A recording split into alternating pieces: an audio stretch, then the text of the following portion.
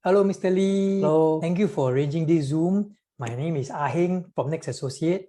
Before I start, you look a lot like me. Leh. Okay lah, a little bit, but we're not related. Yeah lah. We're not related. So now, back to the question. My tenant would like to sue the landlord for 25,000 because the landlord refuses to return the security deposit to my tenant. So can my tenant go to small claims court to sue? How come so much? Is it a commercial or industrial property? Oh, does it matter whether it's commercial or residential or industrial? Yes, because small claims cannot hear commercial and industrial property tenancy disputes.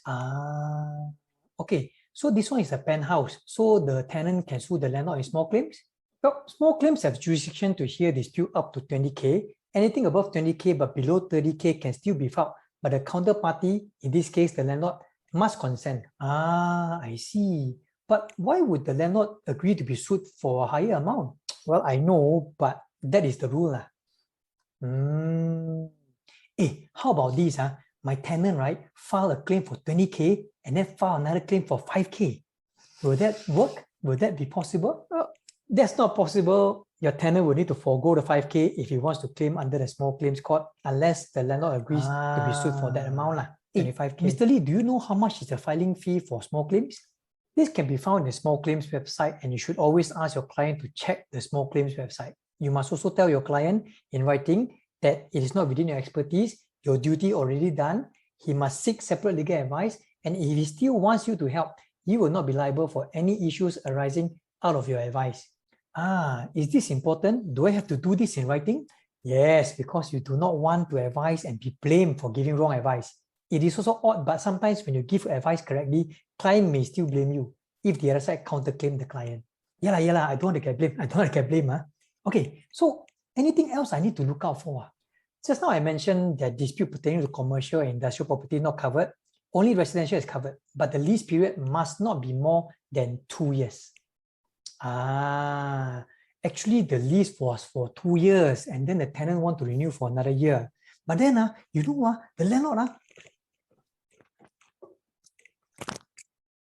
then the tenant decide not to renew.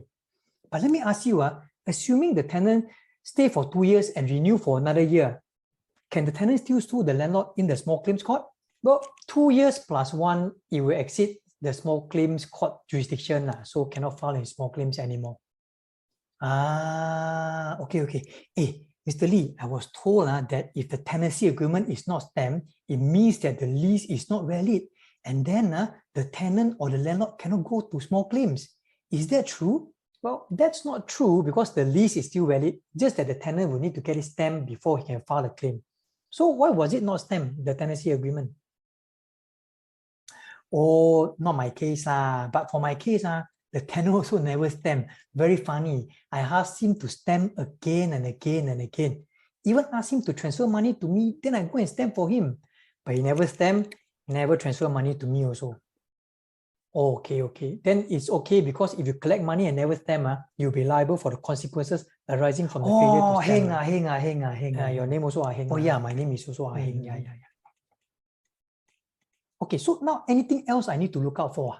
Well, check if there's an arbitration clause, because if there is one, the small claims will strike out the case unless the landlord waives the arbitration clause. How does this arbitration clause look like? You look at your TA under governing law clause or the last few clauses which talks about dispute resolution. Look out for words to the effect of when there is a dispute, parties must resolve via arbitration. Oh, okay, let me check now.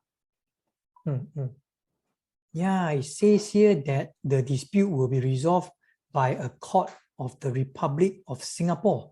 Doesn't say arbitration. But side question, I have seen one TA where it has an arbitration clause and also a court clause. So in such TA, which one will be the dispute resolution mechanism? If that is the case, then the arbitration clause will be the mode of dispute resolution. Yeah. But what if there's no arbitration clause and also no court clause? So what will happen then? Then can go straight to small claims law. Okay. Thank you, Mr. Lee. Wow, just a short Zoom with you taught me so many things. Okay, have a good day, Wait, Mr. wait, Lee. I will wait, go wait, first. wait, wait. Huh? Why? All the love and all the power. Your trademark. Yes, yes, yes. Okay, okay. Thank you, thank you, thank you, thank you, thank you. Okay, Hey, I welcome, see you. welcome. Bye bye. Bye-bye. Bye bye.